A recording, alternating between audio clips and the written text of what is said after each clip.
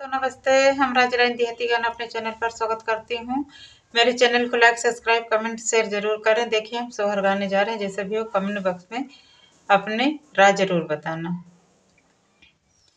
बोली बोली रे नंदिया मोरे अंगना, बोली बोली रे नंदिया मोरे अंगना, बोली बोली रे नंदिया मोरे अंगना।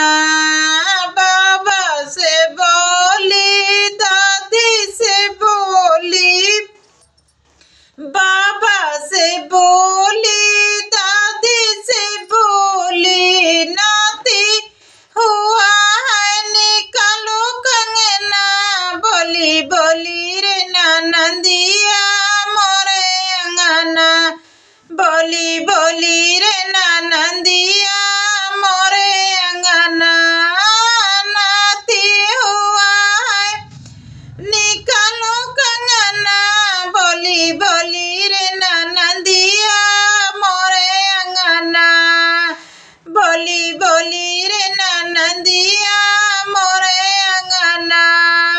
भैया से बोली भाभी से बोली, भैया से बोली भाभी से बोली, भतीजा हुआ है निकालो कंगना, बोली बोली रे नंदिया मोरे अंगना, बोली बोली रे नंदिया मोरे अंगना। भतीजा हुआ है निकालो कंगना, बोली बोली रे नंदिया मोरे अंगना, बोली बोली रे नंदिया मोरे अंगना।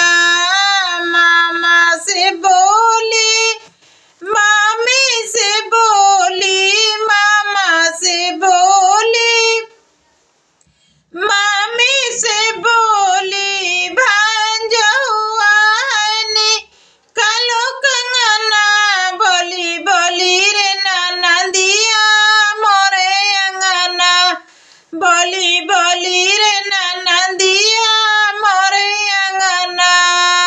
भांजा हुआ है निकालो कंगना, बोली बोली रे नंदिया मोरे अंगना।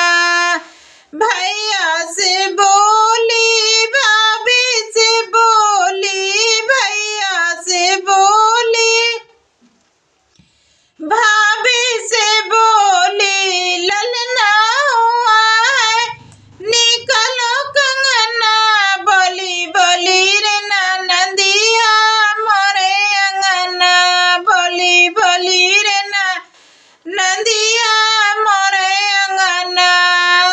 खुश होई के भौजी कंगना निकाले, खुश होई के भौजी कंगना निकाले, नचो नचो रे नंदिया मोरे अंगना, नचो नचो रे नंदिया मोरे अंगना।